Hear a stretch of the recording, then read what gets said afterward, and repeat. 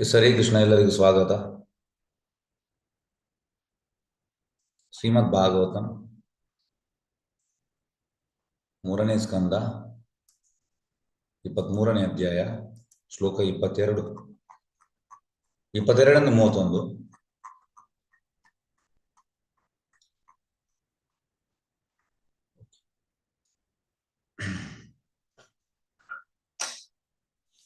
ಕೃಷ್ಣ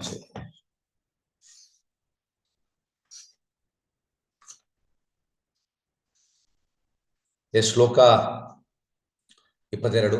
ಇದ್ವಿಗೃಹಂ ತತ್ ಪಶ್ಯಂತಿ ನ ಅತಿಪ್ರೀತೇನ ಚೇತಸ ಸರ್ವಭೂತ ಆಶಯ ಅಭಿಜ್ಞ ಪ್ರಾವೋಚತ್ ಕರ್ತಮ ಸ್ವಯಂ. ಅನುವಾದ ಮತ್ತು ಭಾವಾರ್ಥ. ಅಷ್ಟೊಂದು ವೈಭವೋಪೇತವಾದ ವಿರಾಟ್ ಸ್ವರೂಪದ ಆ ಅರಮನೆಯನ್ನು ದೇವತೆಯು ಅಸಂತುಷ್ಟ ಹೃದಯವುಳ್ಳನಾಗಿ ನೋಡಿದನು ಕಂಡಾಗ ಆಕೆಯ ಭಾವನೆಗಳನ್ನು ಕರ್ದಮುನಿ ಅರಿಯಬಲ್ಲವನಾದನು. ಏಕೆಂದರೆ ಆತನಿಗೆ ಯಾರ ಹೃದಯವನ್ನಾದರೂ ಅರಿಯಬಲ್ಲ ಸಾಮರ್ಥ್ಯವಿತ್ತು. ಆದ ಕಾರಣ ಆತ ತನ್ನ ಪತ್ನಿಯನ್ನು ಕುರಿತು ಆಪ್ತವಾಗಿ ಹೀಗೆ ನುಡಿದನು. ಶ್ಲೋಕ 23. ತನ್ನ ಪ್ರೀತಿಯ ದೇವತೆಯೇ, ನೀನು ತುಂಬಾ ಎದುರಿದವಳಂತೆ ಕಾಣುತ್ತಿರುವೆ. ಮೊದಲು ನೀನು ಸ್ವತಃ ಭಗವಾನ್ ವಿಷ್ಣುವೆ ಸೃಷ್ಟಿಸಿರುವ ಮಾನವ ಜೀವಿಗಳ ಎಲ್ಲ ಬಯಕೆಗಳನ್ನು ಈಡೇರಿಸಬಲ್ಲ ಬಿಂದು ಸರೋವರದಲ್ಲಿ ಸ್ನಾನ ಮಾಡು. ಅನಂತರ ಈ ವಿಮಾನವನ್ನು ಏರು. ನಯನೆಯಾದ ದೇವತೆಯು ಪತಿಯ ಆಣತಿಯನ್ನು ಒಪ್ಪಿಕೊಂಡಳು.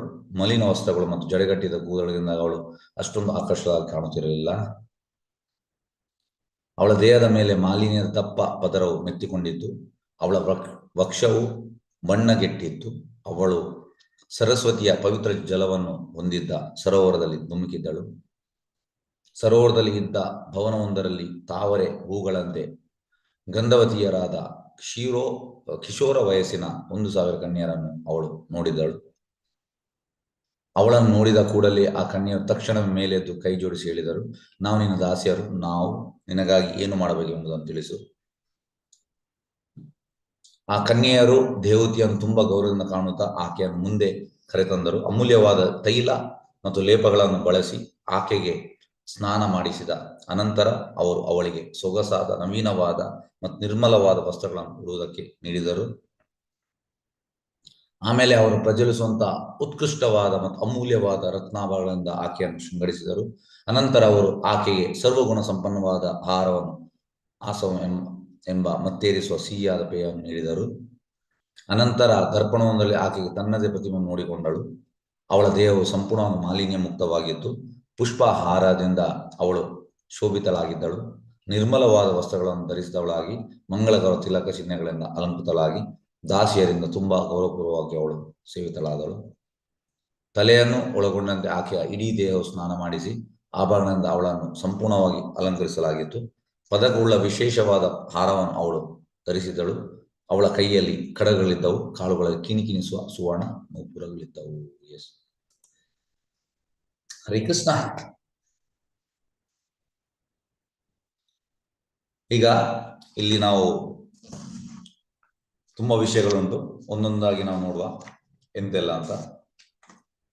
ಫಸ್ಟಿಗೆ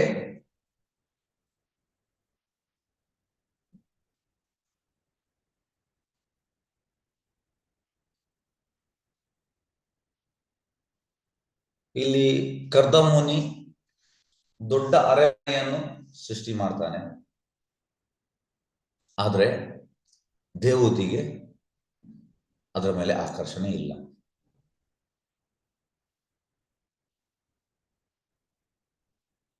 ಈಗ ಕರ್ದಮುನಿಗೆ ಗೊತ್ತಾಗ್ತದೆ, ದೇವತೆಯ ಹೃದಯದಲ್ಲಿ ಎಂತ ಉಂಟಂತ ಗೊತ್ತಾಗ್ತದೆ.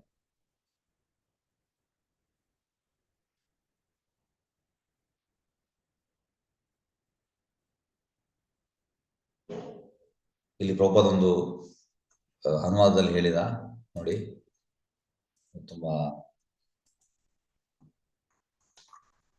22ನೇ ಶ್ಲೋಕದಲ್ಲಿ 22ನೇ ಶ್ಲೋಕದಲ್ಲಿ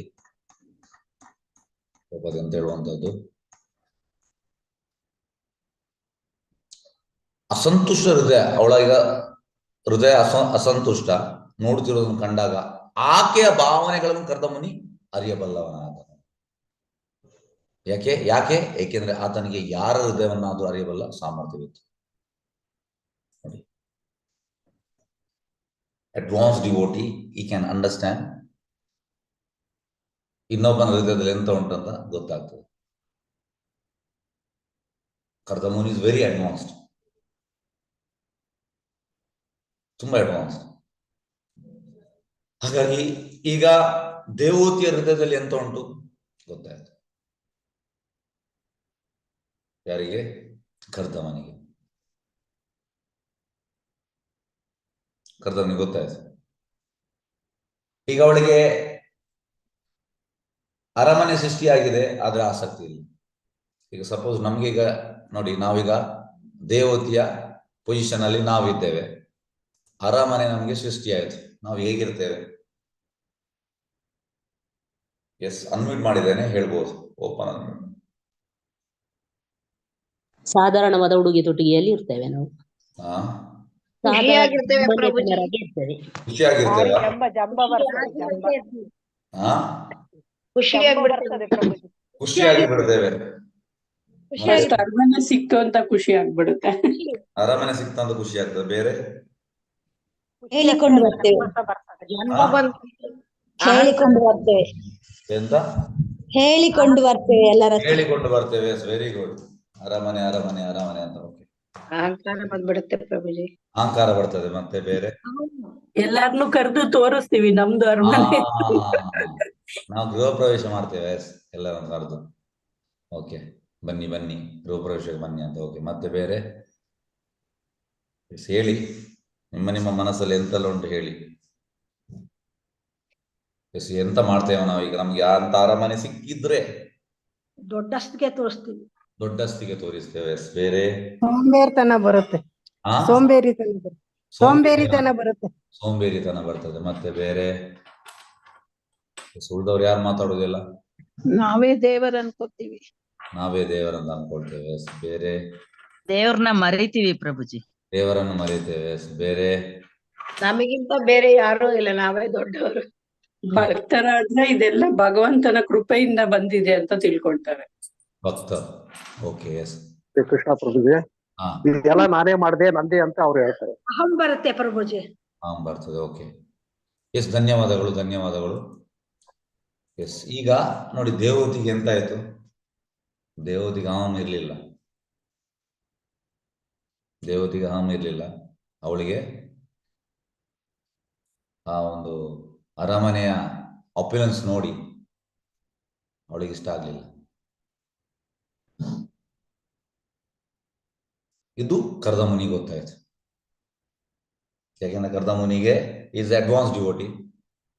ಇನ್ನೊಬ್ಬನ ಹೃದಯದಲ್ಲಿ ಎಂತ ಆಗ್ತಾ ಉಂಟು ಅದು ಗೊತ್ತಾಗ್ತದೆ.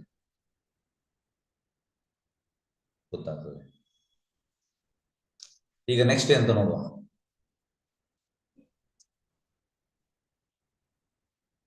S, okay. ಪ್ರಭುಪಾದ ಹೇಳುವಂಥದ್ದು,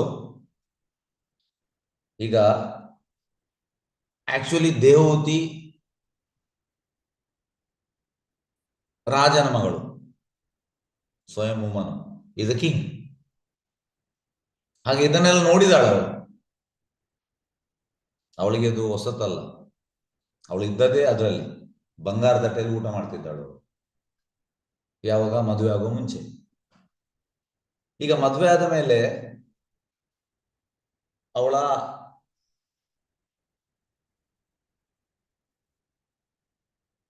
ಲಿವಿಂಗ್ ಚೇಂಜ್ ಆಯ್ತು. ಎಂತಂದ್ರೆ ಗಂಡ ಕರ್ದಮುನಿ, ಅವ ಭಿಕಾರಿ, ಅವನ ಹತ್ರ ಎಂತ ಇಲ್ಲ. ಜಸ್ಟ್ ಒಂದು ಸಣ್ಣ ಒಂದು ಇದುಂಟು, ಯಾವುದು ಮುನಿ ಹತ್ರ ಎಂತ ಇರ್ತದೆ? ಒಂದು ಸಣ್ಣ ಒಂದು ಹಟ್ಟದಾರ ಅಷ್ಟೇ. ಹಾಗಾಗಿ ತುಂಬಾ ವರ್ಷ ಅದರಲ್ಲಿ ಇದ್ಲು ಅವಳು. ಮತ್ತೆ ಅವಳ ದೇಹದ ಬಗ್ಗೆ ಕೂಡ ಅವಳು ಎಂತ ಹೇಳುವಂತಹದ್ದು ಜಾಗ್ರತೆ ತಗೊಳ್ಳಿಲ್ಲ.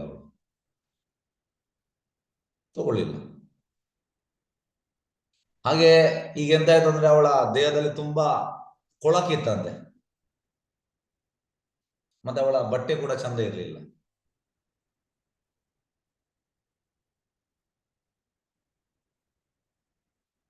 ಈಗ ಕರ್ದಮುನಿಗೆ ಒಮ್ಮೆ ಅದು ಪ್ಯಾಲೇಸ್ ಅರಮನೆ ಬರುವಾಗ ಅವನಿಗೆ ಶಾಕ್ ಆಯ್ತು, ಅದೇ ರೀತಿ ಇವಳಿಗೆ ಕೂಡ ಶಾಕ್ ಆಯ್ತು. ಈಗ ಅವಳ ಪ್ರಶ್ನೆ ಅಂತಂದ್ರೆ, ಈ ಭವ್ಯವಾದ ಅಪುಲೆನ್ಸ್ ಇರುವ ಅರಮನೆಯಲ್ಲಿ ನಾನು ಹೇಗೆ ಇರುವಂತದ್ದು? ಈಗ ಕರ್ದಮುನಿಗೆ ಅದು ಗೊತ್ತಾಗ್ತದೆ.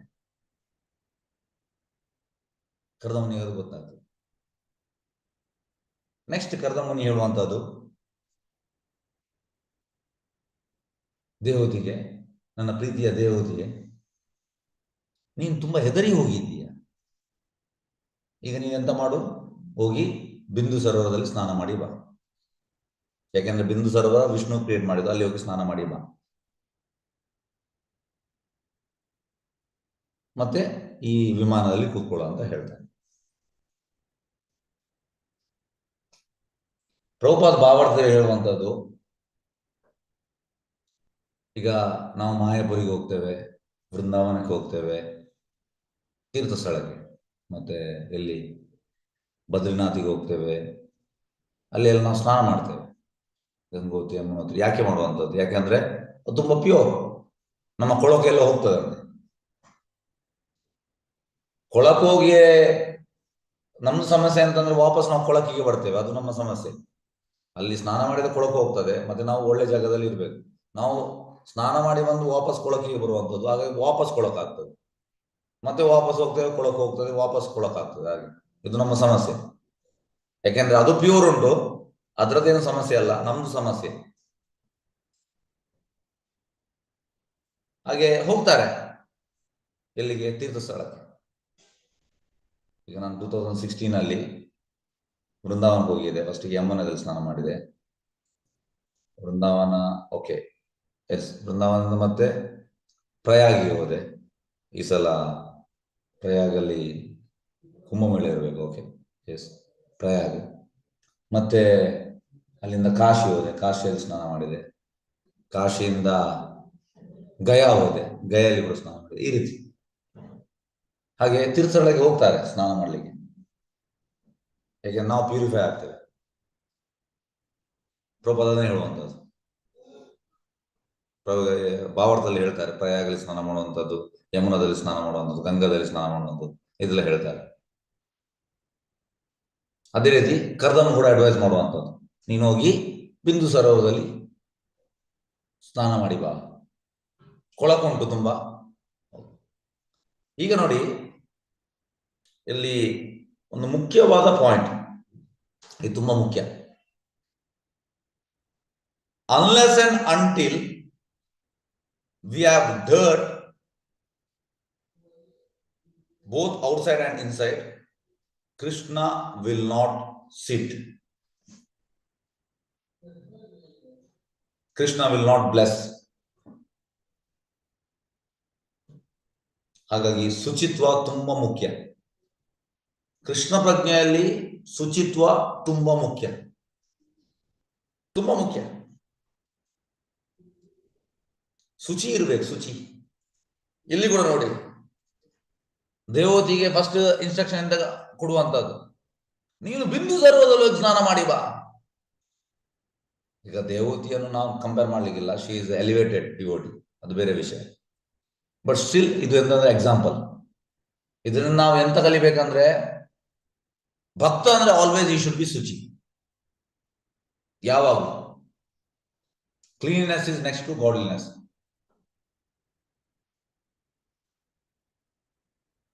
ಎಲ್ಲಿ ಕ್ಲೀನ್ ಇರ್ತದೆ ಅಲ್ಲಿ ಭಗವಂತ ಇರ್ತಾನೆ, ಕ್ಲೀನ್ ಇಲ್ಲದ್ರೆ ಭಗವಂತ ಇರೋದಿಲ್ಲ. ಹಾಗಾಗಿ ಇದು ತುಂಬಾ ಮುಖ್ಯವಾದ ಪಾಯಿಂಟ್. ಇದನ್ನು ನಾವು ನಮ್ಮ ಜೀವನ ಅಳವಡಿಸ್ಬೇಕು. ನಾವು ಎಷ್ಟು ಕ್ಲೀನ್ ಆಗ್ತೇವೆ ಅಷ್ಟು ಭಗವಂತ ಹತ್ತಿರ ಆಗ್ತಾನೆ.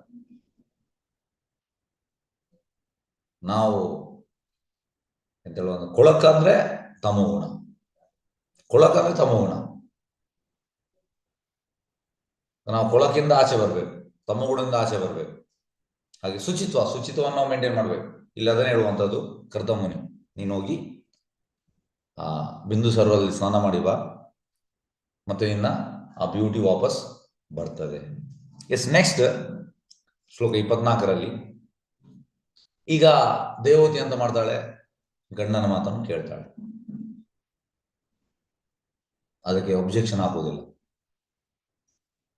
ಓಕೆ, ನೀನು ಬಿಂದು ಸರೋವರದಲ್ಲಿ ನಾನು ಸ್ನಾನ ಮಾಡ್ಲಿಕ್ಕೆ ಹೇಳ್ತಾ ಇದೆಯಾ, ಹೋಗ್ತೇನೆ, ಮಾಡ್ತೇನೆ. ಅದಕ್ಕೆ ನಾನು ಯಾಕೆ ಆಗ್ಬೇಕು, ಅಲ್ಲಿ ಹೋಗಿ ಮಾಡ್ಬೇಕು, ಇಂದ್ರದೆಲ್ಲ ಬರ್ತದಲ್ಲ ಪ್ರಶ್ನೆ, ಬರುವುದಿಲ್ವಾ? ನಾವು ಕೇಳ್ತೇವಾ? ನಾವು 101 ಪ್ರಶ್ನೆ ಕೇಳುವುದಿಲ್ವಾ? ಕೇಳ್ತೇವೆ ಪ್ರಭು, ಕೇಳ್ತೇವೆ. ಹೇಳ್ತೇವೆ ಪ್ರಭುಜಿ. ಹೇಳ್ತೇವೆ, ನಾವು ಒಪ್ಪುವುದಿಲ್ಲಪ್ಪ. ದೇವದಿ ನೋಡಿ ಸುಲಭವಾಗಿ ಒಪ್ಪಿದ್ಲು, ಇಮಿಡಿಯೇಟ್ ಸ್ನಾನ ಮಾಡಿ ಬರ್ತೇವೆ, ಕ್ವಶನ್ಸ್ ಇಲ್ಲ ಅಂದ್ರೆ, ನೋ ಮೋರ್ ಕ್ವಶನ್ಸ್. ಹಾಗೆ ಗಂಡನ ಮಾತನ್ನು ಕೇಳಿದ್ಲು. ಮತ್ತೆ ಅವಳ ಬಟ್ಟೆ ಕೂಡ ಒಳ್ಳೆಯದಿರಲಿಲ್ಲ, ಅವಳ ಕೂದಲು ಕೂಡ ಚಂದ ಇರಲಿಲ್ಲ. ಇದರಿಂದ ಎಂತ, ಬಟ್ಟೆ ಮತ್ತೆ ಕೂದಲು ಚಂದ ಇರಿದ್ರೆ ಯಾರೇ ಹುಡುಗಿ ಚಂದ ಕಾಣ್ತಾಳ? ಇಲ್ಲ, ಚಂದ ಕಾಣುವುದಿಲ್ಲ. ಈಗ ಅವಳು ತುಂಬಾ ವರ್ಷ ಸೇವೆ ಮಾಡಿದಾಳೆ, ಕೂದಲು ಕೂಡ ಬಾಚಲಿಲ್ಲ. ಅಂದ್ರೆ ಕೂದಲು ಎಲ್ಲ ಮಾತಾಜಿನವರು ಎಷ್ಟು ಸಮಯ ಬಾಚದಿದ್ರೆ ನಿಮ್ಗೆ ಕಷ್ಟ ಆಗ್ತದೆ. ಈಗ ಎಷ್ಟು ದಿವಸ ಬಾಚದಿದ್ರೆ ಕಷ್ಟ ಆಗ್ತದೆ. ಬಾಚುವುದೇ ಇಲ್ಲ ಕೂದಲು, ಎಷ್ಟು ದಿವಸ ಬಾಚಿದ್ರೆ ಎಂತ ಆಗ್ತದೆ? ಎಷ್ಟು ಒಂದು ಹೊತ್ತು ಬಾಚ್ತಾ ಇದ್ರು ಕಷ್ಟ. 2 ದಿವಸ ಇರ್ಬೋದು.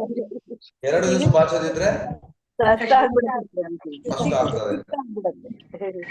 ಓಕೆ ಓಕೆ, 2 ದಿವಸ ಬಾಚದಿದ್ರೆ ಕಷ್ಟ ಆಗ್ತದೆ. ನೋಡಿ, ಇವಳು ಎಷ್ಟೋ 1000 ವರ್ಷ ಸೇವೆ ಮಾಡಿದ್ಲು, ಬಾಚ್ಲೇ ಇಲ್ಲ. ಆಗ ನೀವು ಎಣಿಸಿ ಅವಳ ಕಂಡೀಷನ್ ಎಣಿಸಿ ನೀವು. ಹಾಗಾಗಿ ಕಾಂಪ್ಲಿಕೇಟ್ ಆಗಿತ್ತಂತೆ ಕೂದಲೆಲ್ಲ.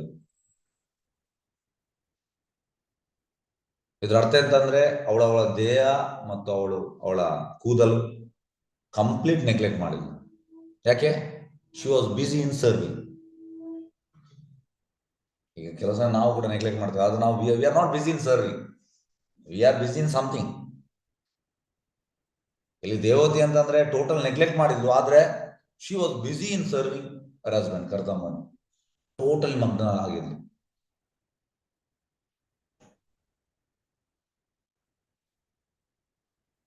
ಹಾಗಾಗಿ ಅವಳಿಗೆ ಅವಳ ಬಾಡಿ, ಅವಳ ದೇಹ, ಇದು ಕೂದಲು, ಇದನ್ನು ಯಾವುದು ಕೂಡ ಅವಳು ಲೆಕ್ಕ ಮಾಡಲಿಲ್ಲ. ಅವಳು ಒಂದೇ, ನಾನು ಹೇಗೆ ಬೆಟರ್ ಸೇವೆ ಮಾಡುವಂಥದ್ದು, ಇದನ್ನೇ ಯೋಚನೆ ಮಾಡ್ತಾ ಇದ್ಲು. ಎಸ್ ನೆಕ್ಸ್ಟ್ 25ನೇ ಶ್ಲೋಕದಲ್ಲಿ ಹೇಳುವಂತದ್ದು, ಅವಳ ದೇಹದಲ್ಲಿ ತುಂಬಾ ಕೊಳಕಿತ್ತಂತೆ, ಮತ್ತೆ ಅವಳ ಬ್ರೆಸ್ಟ್ ಅದು ಡಿಸ್ಕಲರ್ಡ್. ಈಗ ಅವಳು ಎಂತ ಮಾಡ್ತಾಳೆ, ಬಿಂದು ಸರೋವರಕ್ಕೆ ಹಾರ್ತಾಳೆ. ಬಿಂದು ಸರೋವರದಲ್ಲಿ ಸರಸ್ವತಿ ಇದ್ದಾಳೆ ಅಂತೆ ಇಲ್ಲಿ ಹೇಳುವಂತ.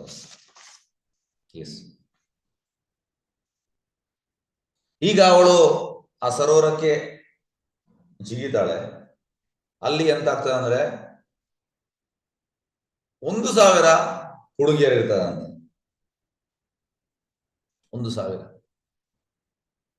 ಎಲ್ಲರೂ ತುಂಬಾ ಯೂತ್ ಅಲ್ಲಿ ಇರ್ತಾರೆ, ಮತ್ತೆ ಎಲ್ಲರೂ ತುಂಬಾ ಪರಿಮಳ, ಈ ತಾವರೆಯ ಪರಿಮಳ, ಎಲ್ಲ ಹುಡುಗಿಯರು. ಈಗ ಅವಳನ್ನು ನೋಡಿ ಎಲ್ಲರೂ ಕೈ ಮುಗಿತಾರೆ, ನಾವು ನಿನ್ನ ದಾಸಿಯರು ಅಂತ ಹೇಳ್ತಾರೆ. ಈಗ ನೀನು ಆಜ್ಞೆ ಮಾಡು, ನಾವೆಂತ ಮಾಡ್ಬೇಕು ನಿನ್ಗೆ? How can we serve you? ನೋಡಿ, ಈ ಎಲ್ಲ ದಾಸಿಯರು, ದಾಸಿ ಅಂದ್ರೆ ಹಾಗೆ ನಾವು ದಾಸಿ ಹೇಳ್ತೇವಲ್ಲ, ವಿ ಆರ್ ದಾಸಾಸ್. ಪ್ರಭುಜಿ ಅಂದ್ರೆ ದಾಸ, ಹುಡುಗಿಯರ ಅಂದ್ರೆ ದಾಸಿ. ಫಸ್ಟ್ ಎಂತಂದ್ರೆ how can I serve you, ಹೇಗೆ ನಾನು ಸೇವೆ ಮಾಡುವಂತ. ಎಲ್ಲ ದಾಸಿಯರು ಹೇಳುವಂತ ಕೈ ಮುಗಿದು, ಕೈ ಜೋಡಿಸಿ.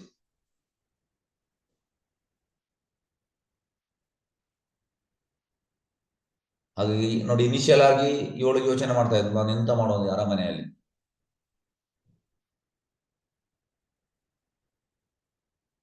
ಈಗ ಭಗವಂತ ನೋಡಿ ಎಲ್ಲ ದಾಸಿಯರನ್ನು ಅಲ್ಲಿ ಮ್ಯಾನಿಫೆಸ್ಟ್ ಮಾಡಿದ.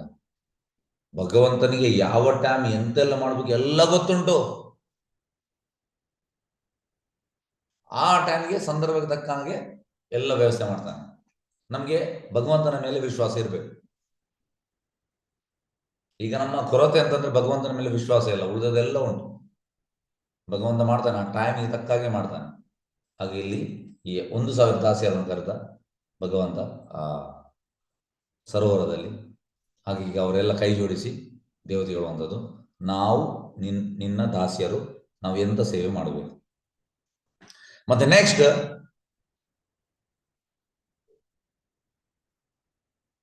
ಈಗ ಅವರು ಈ ಎಂತ ಹೇಳುವಂಥದ್ದು,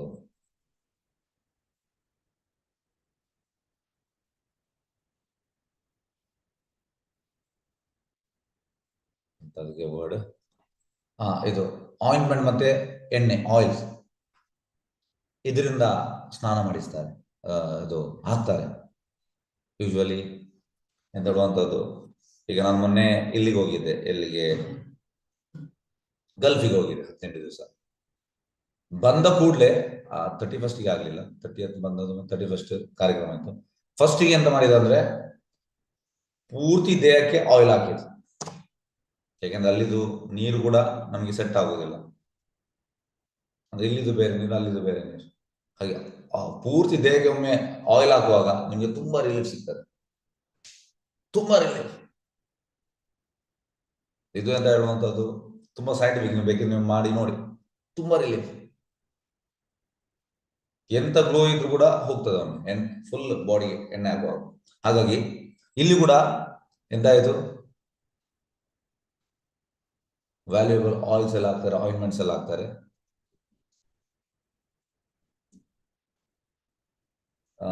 ಮತ್ತೆ ಗ್ಲೋ ಬರ್ತದೆ ಅವಳ ದೇಹದಲ್ಲಿ. ಮತ್ತೆ ದೇಹಿಗೆ ಎಂತ ಹೇಳುವಂಥದ್ದು, ಒಳ್ಳೆ ಬಟ್ಟೆ ಕೂಡ ಕೊಡ್ತಾರೆ, ಉಡುಪು ಕೊಡ್ತಾರೆ ಅವಳಿಗೆ, ಇದನ್ನೆಲ್ಲ ಕೊಡ್ತಾರೆ. ಎಸ್, ನೆಕ್ಸ್ಟ್ 29ನೇ ಶ್ಲೋಕದಲ್ಲಿ ಮತ್ತೆ ಅವರು ಎಂತ ಮಾಡ್ತಾರೆ, ಮತ್ತೆ ಅವರು ಡೆಕೋರೇಟ್ ಮಾಡ್ತಾರೆ. ಈಗ ಮದುಮಗಳನ್ನು ಹೇಗೆ ಡೆಕೋರೇಟ್ ಮಾಡ್ತಾರೆ ಅದೇ ರೀತಿ ಈಗ ಇವರು ಡೆಕೋರೇಟ್ ಮಾಡ್ತಾರೆ.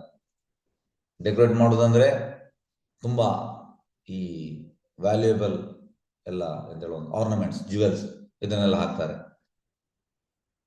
ಅದು ತುಂಬಾ ಬ್ರೈಟ್ ಆಗಿ ಕಾಣುವಂಥದ್ದು. ಮತ್ತೆ ಆಹಾರ ಕೂಡ ಕೊಡ್ತಾರೆ, ಸ್ವೀಟ್ ಕೊಡ್ತಾರೆ, ಇದೆಲ್ಲ ಕೊಡ್ತಾರೆ. ಇಲ್ಲಿ ಆಶ್ರಮಂ ಅಂತ ಹೇಳಿದ್ದಾರೆ ವರ್ಡ್, ಅದಂದ್ರೆ ಆಯುರ್ವೇದದಲ್ಲಿ ಒಂದು ಮೆಡಿಕಲ್, ಆಯುರ್ವೇದದ ಒಂದು ವಸ್ತು, ತಿನ್ನುವಂತ ವಸ್ತು. ಅದು ಯಾವುದು ಲಿಕ್ಕರ್ ಅಲ್ಲ, ಮದ್ಯ ಅಲ್ಲ, ಅದು ಮೆಟಬಾಲಿಸಮ್ ಅನ್ನು ಇಂಪ್ರೂವ್ ಮಾಡ್ಲಿಕ್ಕೆ ಕೊಡುವಂತ ವಿಧಾನ. ಹಾಗೆ ಅದನ್ನು ಕೊಟ್ರಂತೆ ಅವಳಿಗೆ. ಎಸ್, ನೆಕ್ಸ್ಟ್ 30ನೇ ಶ್ಲೋಕದಲ್ಲಿ ಈಗ ಅವಳು ಕನ್ನಡಿಯಲ್ಲಿ ಅವಳನ್ನು ನೋಡ್ತಾಳೆ. ಈಗ ಅವಳ ದೇಹದಲ್ಲಿ ಯಾವುದೇ ಒಂದು ಕೊಳಕು ಇಲ್ಲ, ಎಲ್ಲ ಕೊಳಕು ಹೋಯಿತು. ಮತ್ತೆ ಒಂದು ಅವಳಿಗೆ ಹೂವಿನ ಹಾರ, ಗಾರ್ಲ್ಯಾಂಡ್ ಕೂಡ ಹಾಕಿದ್ದಾರೆ. ಮತ್ತೆ ಒಳ್ಳೆ ಬಟ್ಟೆ ಹಾಕಿದ್ದಾಳೆ, ಒಳ್ಳೆ ಆರ್ನಮೆಂಟ್ಸ್ ಎಲ್ಲ ಹಾಕಿದ್ದಾಳೆ, ಮತ್ತೆ ತಿಲಕ ಕೂಡ ಹಾಕಿದ್ದಾರೆ. ಮತ್ತೆ ಅವಳ ಈ ಎಲ್ಲ ದಾಸಿಯರು ಅವಳಿಗೆ ಸೇವೆ ಮಾಡ್ತಾ ಇದ್ದಾರೆ. ಮತ್ತೆ ನೆಕ್ಸ್ಟ್ ಇದು 31ನೇ ಶ್ಲೋಕದಲ್ಲಿ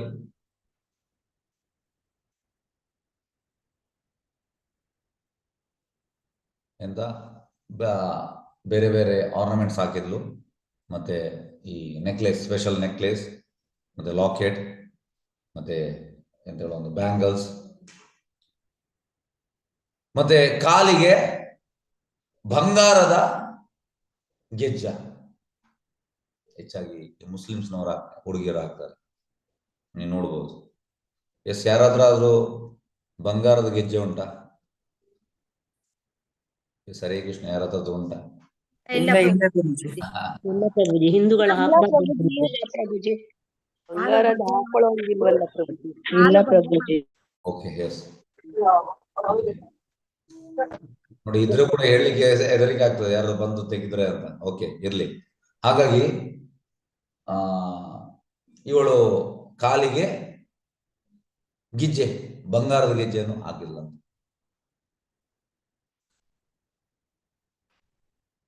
ಎಸ್, ಇಲ್ಲಿ ಪ್ರಭುಪಾದ ಹೇಳುವಂಥದ್ದು ಸ್ನಾನದ ಬಗ್ಗೆ ಹೇಳ್ತಾರೆ ಅಂತ ಹೇಳುವಂಥದ್ದು.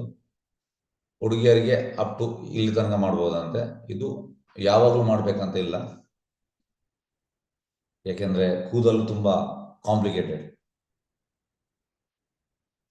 ಇದರಿಂದ ಕೋಲ್ಡ್ ಬರ್ತದಂತೆ, ಈ ರೀತಿ ಹೇಳ್ತಾರೆ ಪ್ರಭುಪಾದ. ಕೆಲವು ಒಕೇಶನ್ ಅಲ್ಲಿ ಫುಲ್ ಬಾತ್, ಈ ರೀತಿ ಹೇಳ್ತಾರೆ.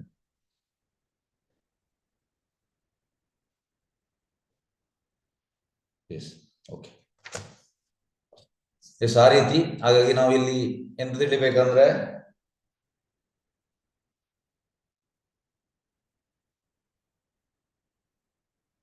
ಕರ್ದಮ್ಮನಿಗೆ ದೇವೂತಿಯ ಮನಸ್ಥಿತಿ ಗೊತ್ತಾಯಿತು, ಒಂದು ಪಾಯಿಂಟ್.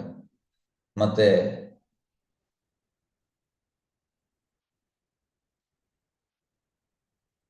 ಅವಳು ಹಿಂಜರಿದ್ಲು ಅರಮನೆಯಲ್ಲಿಗೆ, ಎರಡನೇ ಪಾಯಿಂಟ್. ಮತ್ತೆ ಕರ್ದಮ್ಮನಿ ಹೇಳುವಂತದ್ದು ಬಿಂದು ಸರೋವರ ಸ್ನಾನ ಮಾಡ್ಲಿಕ್ಕೆ, ಅಂದ್ರೆ ಶುಚಿತ್ವ. ನೆಕ್ಸ್ಟ್,